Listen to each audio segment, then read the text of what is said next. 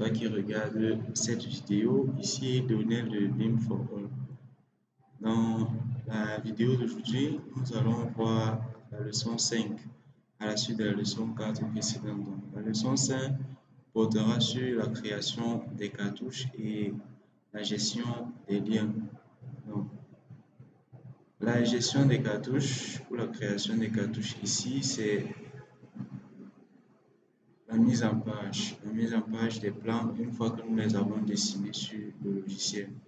Donc, les plans, comment est-ce qu'on les présente pour impression. La gestion des liens ici sera consacrée aux fichiers externes, les fichiers qu'on peut lier au logiciel Revit comme base de travail lorsqu'on est en train de faire un projet de structure. Donc, nous allons commencer par la création des cartouches. Alors, une fois que nous avons dessiné le dessin de l'exercice 3 précédent, nous avons le plan. Donc, pour créer les mises en page pour les cartouches, nous allons venir dans l'arborescence projet, dans les feuilles. Dans l'onglet feuilles, nous allons créer une nouvelle feuille. Donc, les feuilles ici, ce sont les cartouches en question. Donc, par défaut, lorsque vous installez Revit, Revit va vous proposer un cartouche au format A0. Donc, nous allons ouvrir. Donc, une fois que nous avons chargé le cartouche, nous avons cet aperçu. Donc là, c'est un cartouche prédéfini qui vient avec Autodesk. Donc, vous voyez les informations de l'Autodesk sont encore présentes à l'intérieur du cartouche.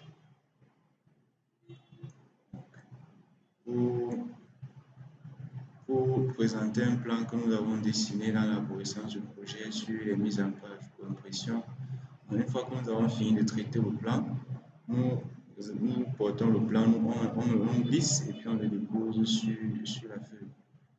Donc, ça nous signale que le plan est déjà présent sur notre mise en page. Donc, nous allons choisir celui-ci.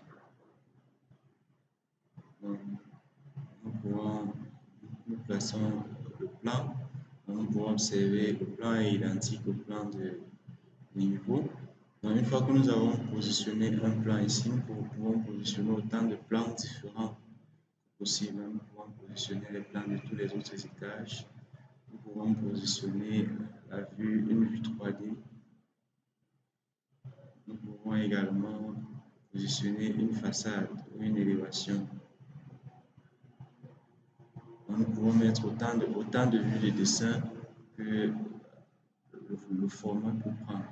Donc, une fois que nous avons positionné le dessin, nous pouvons une fois de plus changer l'échelle du dessin.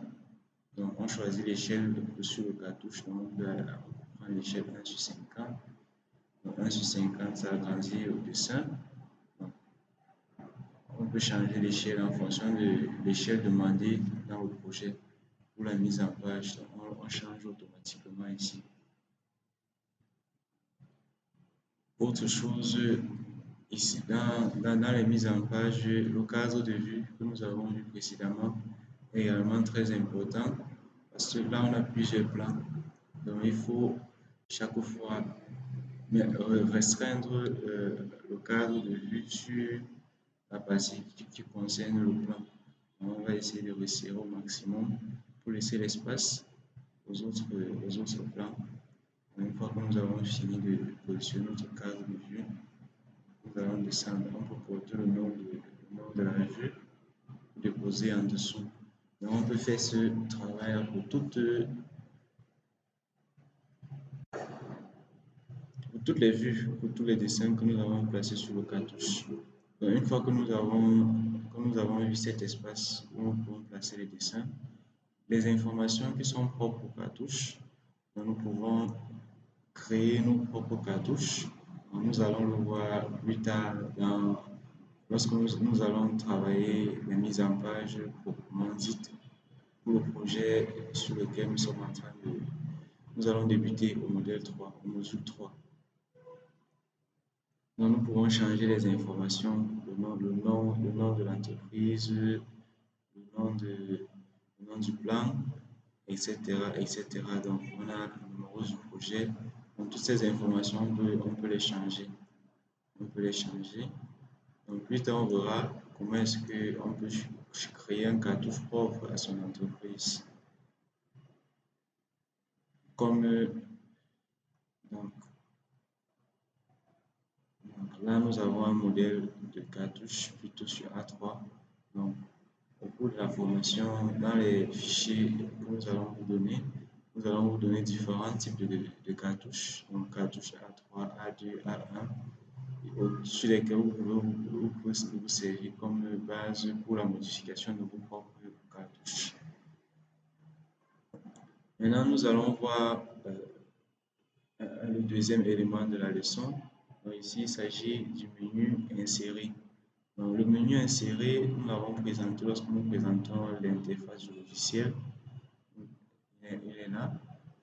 Dans le menu insérer, nous avons la possibilité de lier et d'importer les fichiers de différents formats. Donc, nous avons les fichiers de style Revit, les fichiers de type IFCO, Industry, Foundation Class, les fichiers CAOD, WG, DXF et autres. Donc, nous allons travailler principalement sur ces dons. Pour lier un fichier sur Revit, lorsque nous voulons travailler sur un projet qu'un architecte a fait sur Revit, nous venons simplement, lorsque nous avons le fichier, nous venons simplement cliquer sur lier fichier Revit. Une fois que nous sommes là, nous pouvons aller choisir, nous pouvons rapidement choisir notre fichier. Donc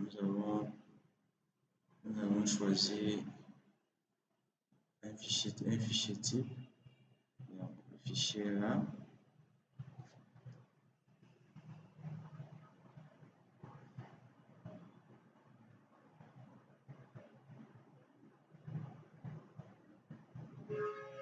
Donc, une fois le fichier importé, nous voyons dans l'arborescence des liens comment le fichier présente une flèche bleue.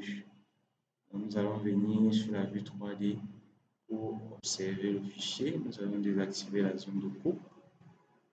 Donc, une fois que nous dézoomons, nous voyons un fichier qui apparaît là.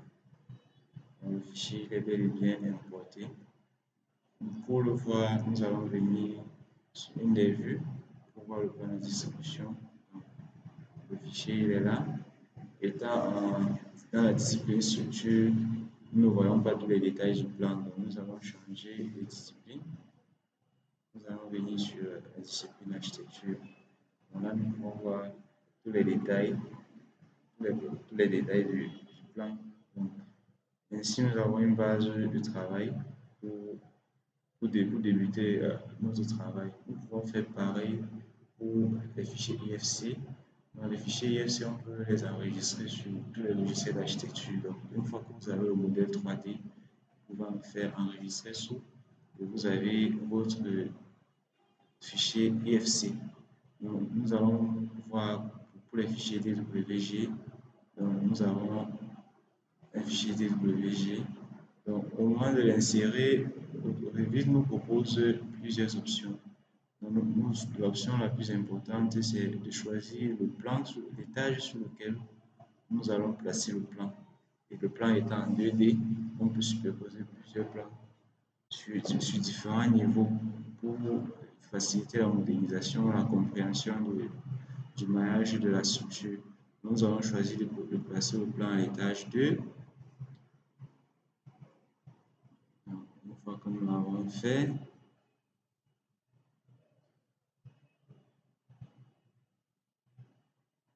donc le plan il est là et il est à l'échelle. On n'a plus besoin de faire quoi que ce soit, juste le déplacer pour positionner où nous allons travailler. Ok, donc là c'est pour le fichier DWG. Maintenant nous allons voir les importations. Donc, nous allons voir comment importer un PDF. Donc, nous allons importer un fichier CAO, importer les images et autres, c'est pareil. C'est la même procédure. Nous allons importer un PDF. Nous avons un PDF déjà présent. Nous choisissons la résolution. On conserve les paramètres par défaut. Donc, Revue nous propose de choisir l'emplacement du fichier. Une fois que nous avons le fichier, la prochaine étape, c'est de le mettre à l'échelle, connaissant que c'est un PDF. Donc, pour le mettre à l'échelle, vous allez utiliser la commande échelle. Vous allez utiliser la commande échelle. Donc, pour aller de façon pratique, nous allons venir sur Annoter. Nous allons prendre les lignes de détail. Une fois que nous avons une ligne, nous allons choisir une distance qui est connue pour faire la mise à l'échelle.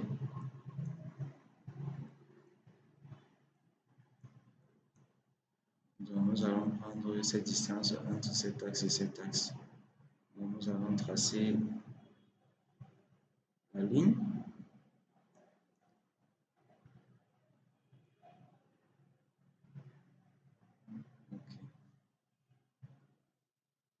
Une fois que nous avons notre ligne, nous venons sur le menu modifier, nous avons notre commande échelle. Échelle, nous allons choisir le dessin. Donc, nous avons choisi déjà le dessin, nous allons valider. On va entrer les coordonnées de la distance que nous voulons mettre à l'échelle. Voilà une distance, la distance que nous voulons mettre à l'échelle. Maintenant, Revit nous propose la distance que nous voulons qu'elle devienne. Donc, on va choisir 7,589. OK. Donc, dès que nous entrons la distance, notre plan, il est à l'échelle. Donc, on peut vérifier rapidement. Donc, on peut côté là et là. Donc, nous voyons que les deux distances sont égales. Donc, voilà comment importer un PDF. Pour une image, le processus est le même. Pour les autres fichiers, ils arrivent directement à l'échelle. Voilà tout pour la leçon numéro 5 qui portait sur la création des cartouches et le menu insérer.